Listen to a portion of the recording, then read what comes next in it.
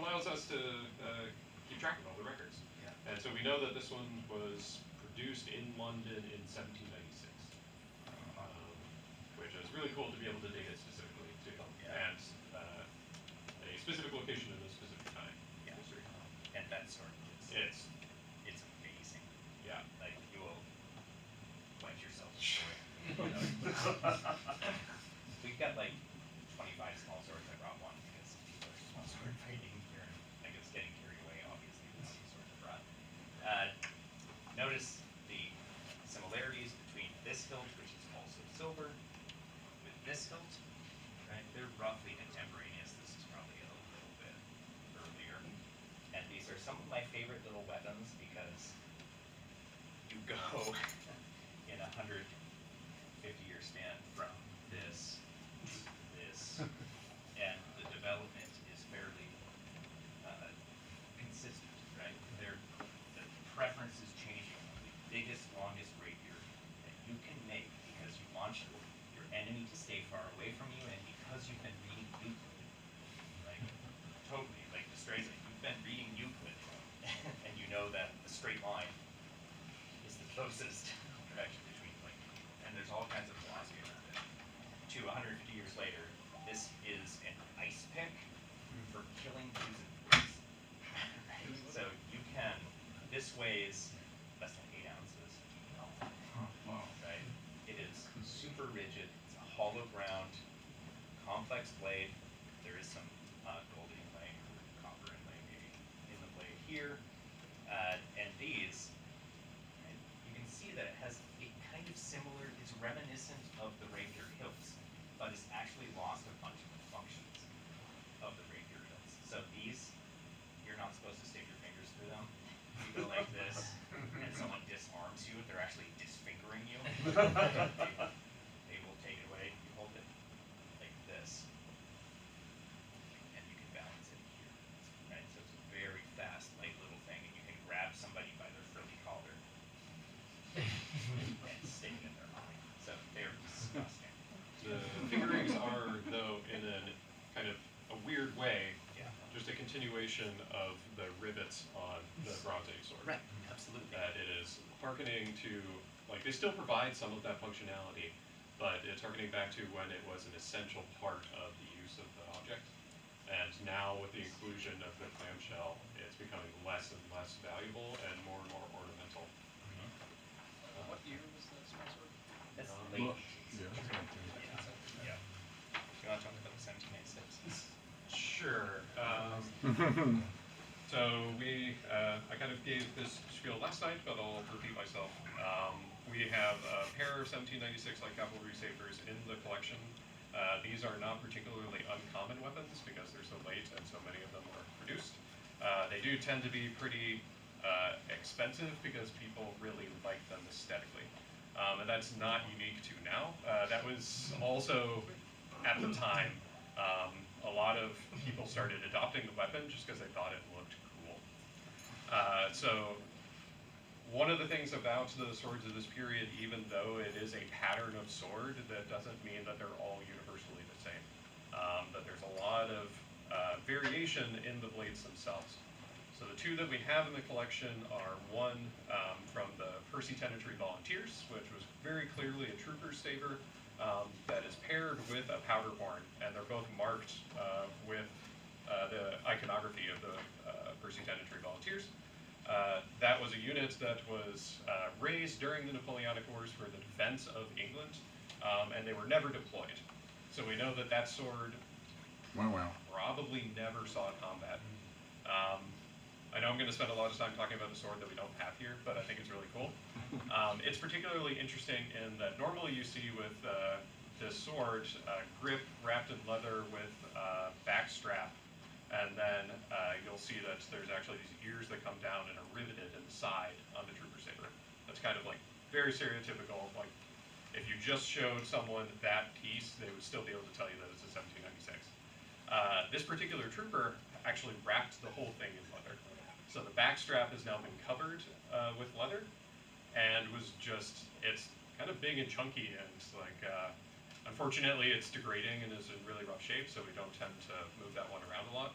but is kind of an interesting customization for even someone who's not necessarily an officer. This is the other end of the spectrum. So this is the same pattern of saber, but is now something that would have belonged to an officer. It's incredibly ornate, and actually the weight is significantly less than the trooper saber. In addition, instead of having just that simple leather grip with the riveted sides, we now have this shagreen grip with the wire wrap, and the back strap is a little bit different. This piece is particularly interesting because we still have its original accompanying sword knot and scabbard that goes along with it. The scabbard didn't come along with us today, but is also interesting because it has several dents on it, which may be, much like the hanger, if we're allowed to speculate, consistent with having the scabbard worn on your side and being struck at as you ride by. There's like parallel marks or like dents on the scabbard, all exactly along the same angle, kind of running down. Yeah. So, if any of you know the history of this weapon, you know that it was developed by John Gaspard Le Marchant, and I think is a particularly interesting weapon in that he both developed the sword and wrote the manual on how to fight with it. So this is somewhat unique in that instead of, for our earlier texts, or even contemporaneous texts, if you look at like Roworth, that's a system for everything from a Scottish claymore with like a very large basket to something like a hunting hanger, or even a squadron. Like all of that is encompassed within the single fighting style. Le Marchant's exercises for, what is that, cavalry exercises?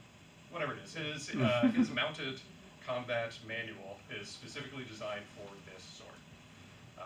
So that is the one that once we get better at horseback riding, I'm going to be studying, because I think it's an interesting little use case. Totally. I'm sure there's more stuff I can think about this sword, but Yeah.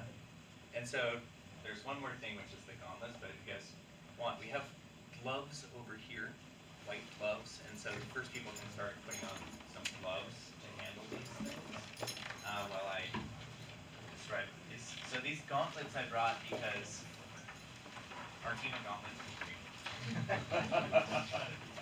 And so these are German Gothic gauntlets. They were made by Hans Kruger, who is an armorer in Phoenix, who is very well known, and they are extraordinary in their articulation and their weight. This is ounces.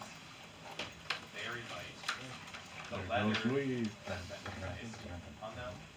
You can put this on top of your hand and move through this range of motion made by, so he was one of the most famous German armorers of the period, known of their accomplishment, right? Super maker. This part, think about this projection is over the bone on your wrist, right? That sticks up. So it's both an artistic and an anatomical and functional, all of those things at once, so that it can fit you tightly and closely to your hand and not inhibit your movement. So before World War II, we have a museum catalog. I think that they were in Ken's museum.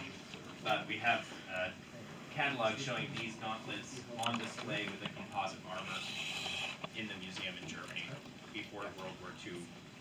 After which point they weirdly ended up in English collection. Who knows? Yes. No. So they were intended to leave the fingers on. So it's possible there may have been some scales that were attached to the glove. It's also possible when you close your hands around it, it covers 90% of the area where you might get hit while you're holding. Probably not at that point, but it's possible. We don't know. There aren't not a lot of the gloves of leather have survived the things that take apart that purchase time. Correct. Yeah. Steel, Staying so to shout at everyone. Yeah, I think it's to keep maximum mobility, and so you can use your fingers in the way that we do fight sword to manipulate the items without being encumbered. So, as we handle these, I'm going to actually pull some of this stuff down further so we can have a little bit more space and spread out. Don't stab each other. No licking. And just when you're picking something up, be careful not to clash it against other objects that are beside it.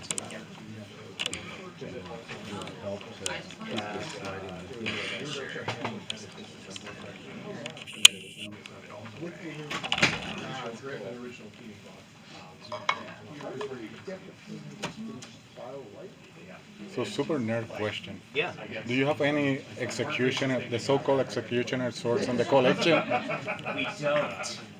They weren't something that Ewart was really interested in at the time, but I think they're fascinating. There's a couple really interesting ones in the Castle St. Angelo in Rome. Oh. That are, And anything closer to us? Right. It's interesting. Anything closer to us? you're doing the map. Oh, nice. Yep. Thank Yeah. you. That's Sure.